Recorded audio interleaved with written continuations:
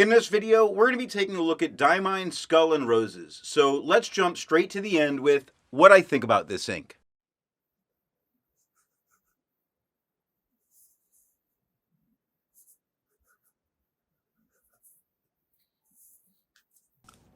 A lot of color or tone variation depending on the pen. Not so much the nib size, but the flow of that pen. Now the sheen really does show well, though it smears easily days later. It still looks good though. Even though the shading can come through a little, it really does stand out quite a bit more with the sheen adding to the amount of variation we see. I don't normally go for sheening inks. And I'm going to be happy when this bottle's used up because I'm going to be happy to have used it. I don't see it being very likely me getting another bottle of it in the future, but not for any negative reasons. I normally don't go for sheening inks, and something I do experience with sheening inks, and I did experience with this one, is if that pen that's been inked up sits for a couple days between writing, then sometimes it has a little bit of a hard start from whatever element is creating that sheen. Again, it's not the end of the world. If you use a single pen and really just write with it, it's not going to be a problem because you're not going to have one pen sit for 2, 3, 4 days, God forbid, a week.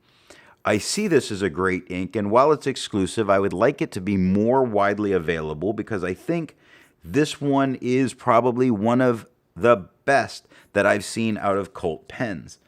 Real winner, really worth trying.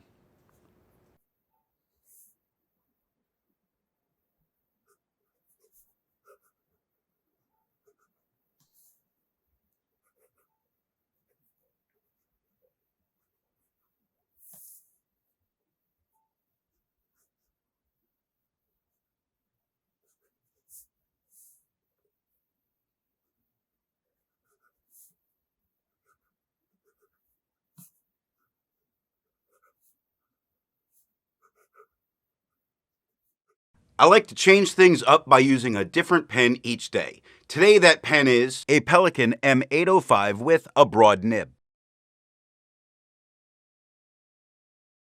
It's inked up, used for a day, and used to take the notes for this video. To see how I arrived at that opinion, let's take a look at the first writing sample done on Clairfontaine.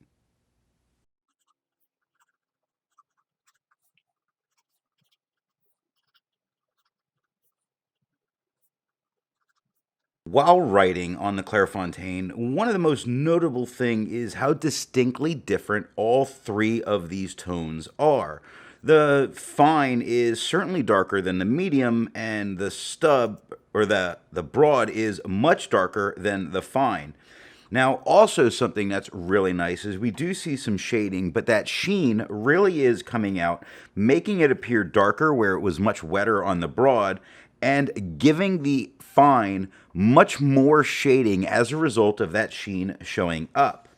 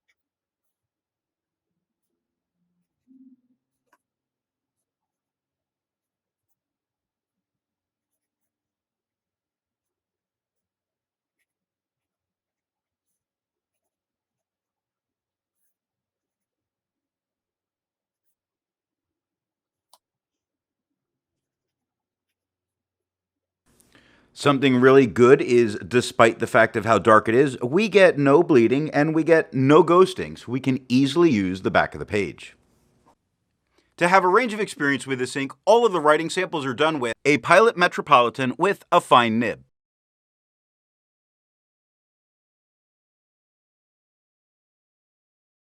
a Pilot Metropolitan with a medium nib,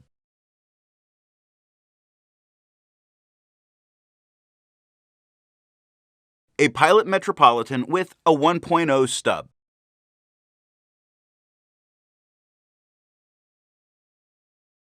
The next writing sample is done on Leuchtterm 1917 paper.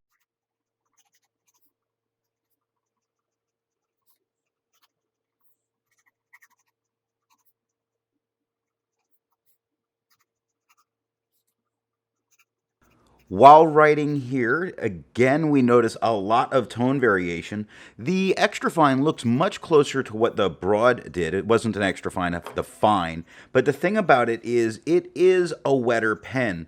The medium vanishing point in the middle is much drier writing, and for that we get a much lighter tone. Now, we don't get a whole lot for the shading, although we do get some in the medium. The sheen doesn't show so well on this paper, and it's a more absorbent paper, so that would be the reason. What we ultimately wind up with is a much darker tone all the way through it. I didn't think anything about the dry time. I thought it was very pleasant to deal with, but we're also dealing with a more absorbent paper.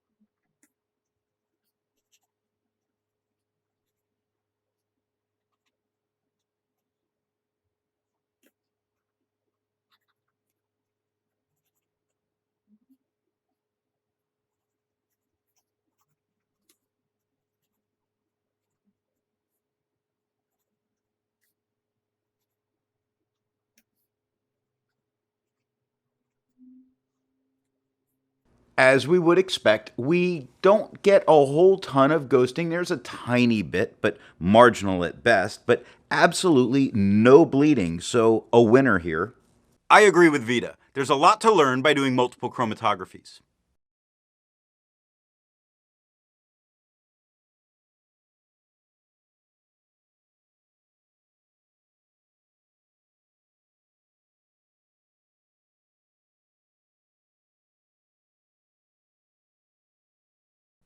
The next writing sample is done on Moleskine paper.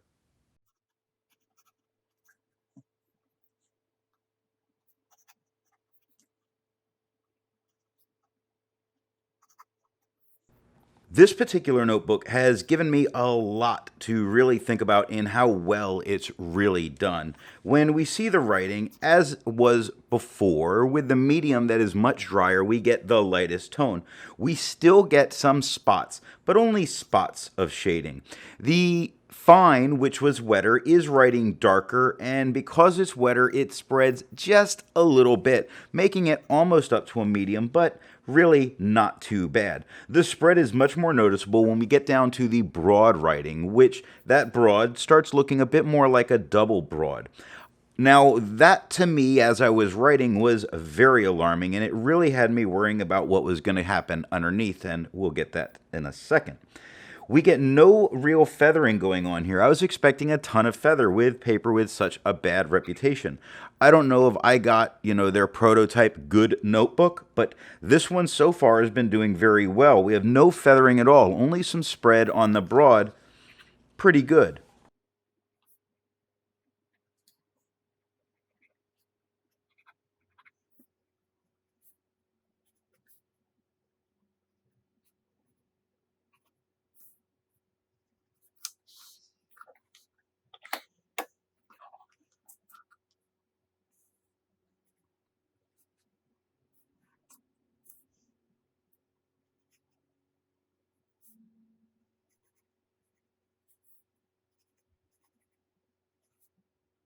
At this point, I was shocked when I saw the back of the page with only minor ghosting, absolutely minor ghosting, and No bleed through. I would have put money on that broad bleeding through, and it did not. This notebook stood its ground.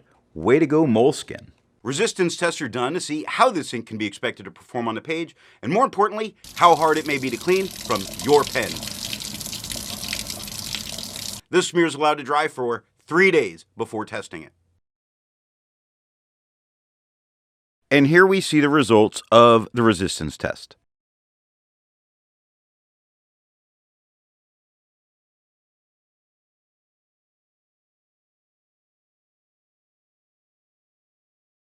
The next writing sample is done in a composition notebook.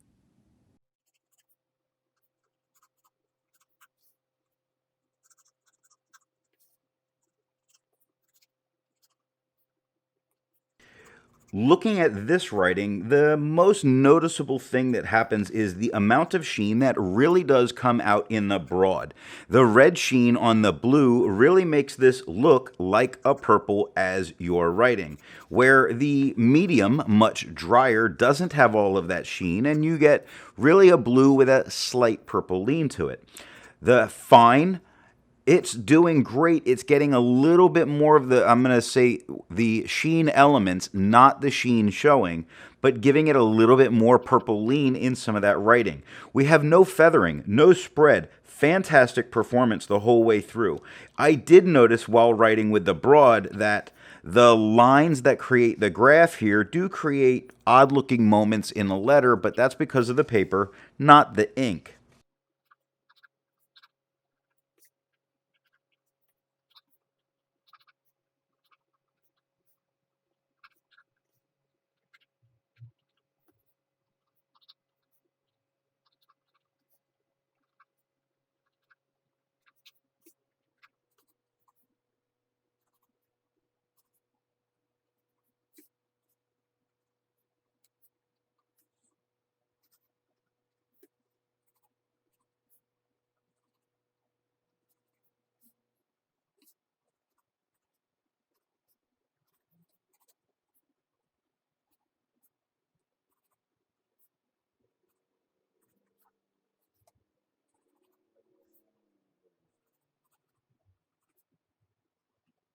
Looking at the back of the page, we see that we have the minor ghosting that we would expect with such a thin paper and no bleeding at all. But for me, these notebooks weren't really something that had a bleeding issue.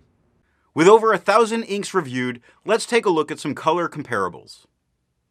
Here is Birmingham Pen Company Smithfield Street Bridge Truss Blue. Here is Levenger Skies of Blue. Here is Platinum Blue.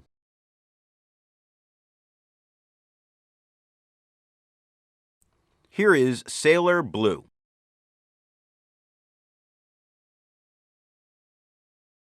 The next writing sample is done in a Mead 5-star notebook.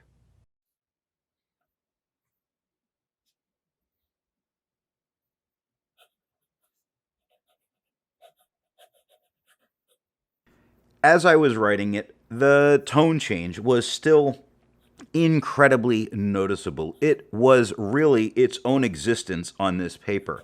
We have 3 entirely different tones depending on the nib, and not just broader, as was the medium, because it's drier, was the lightest tone. The fine, being a bit wetter, although it was a finer line, is darker. And even darker than that is the broad. Now that broad, I was expecting this to bleed through like crazy, so we're going to hold that in some suspense. We get no sheen that's coming through, which is one of the things this ink is known for. But this paper is incredibly inexpensive paper. It's not anything special. So with that, it's going to normally eat up a lot of those qualities, and it did here.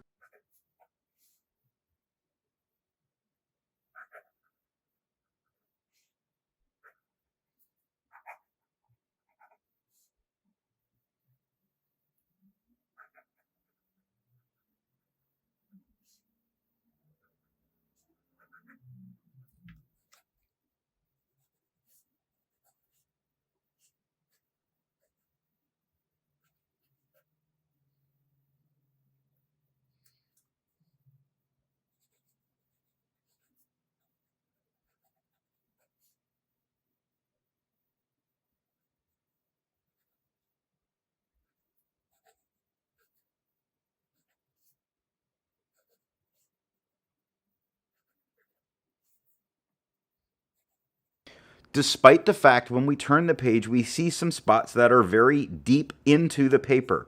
None of these spots came through. Nothing touched the page underneath. To me, on this paper, that makes this a great ink. While it's nice to find other inks in the same color family, I'd prefer to find an ink that complements its color on the page. Here is a red ink by Private Reserve, their Vampire Red. Here is a brown ink by Private Reserve, Sepia.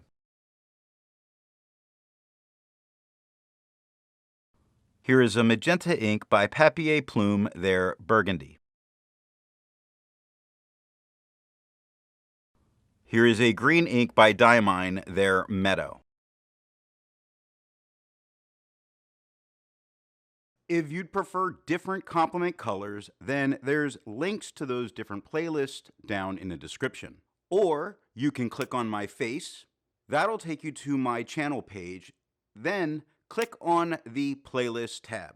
Scrolling down, you'll be able to see all of the playlists that are here on the channel. The last writing sample is done on 20-pound copy paper.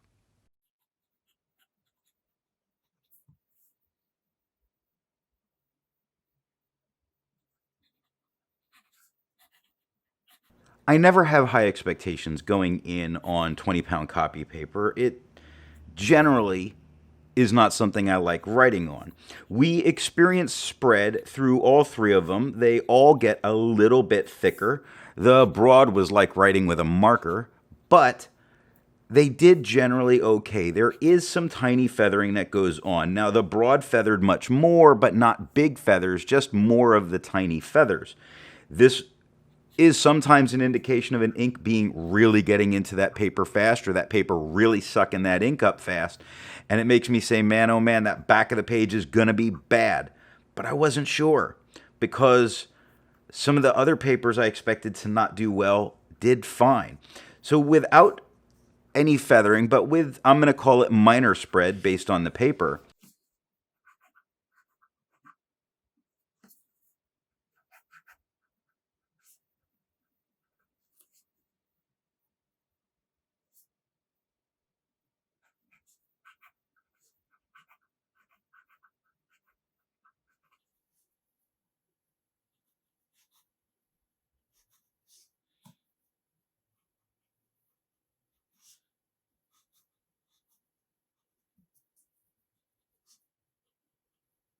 when I look at the inside, the accompanying side has no spots from that ink. Now, it does create a ton of places where it is very deep into the paper. It even has spots where it looks like it's out of, it's coming through, but it's not ruining the page underneath. So, I think I opened a great batch of 20-pound paper is what I think may have happened. But regardless, this performed very well on 20-pound paper. So what nib and pen do I think is going to give the best writing experience with this ink? For a dark blue with a lot of red sheen on it, making it appear much more purple, I would go with a very wet fine or extra fine pen. But for me, I really enjoyed the shading and the sheening being able to come through at the same time. And in order to get that, I found that I liked using a wet stub, or in this case, a music nib that's quite wet. It gave me some nice color variation. It really made nice sheen within the writing. That's where I think it looks best, is that wet fine or a wet stub. I didn't care for it from the dry medium. It just looked dull to me. That was the pen, not the ink.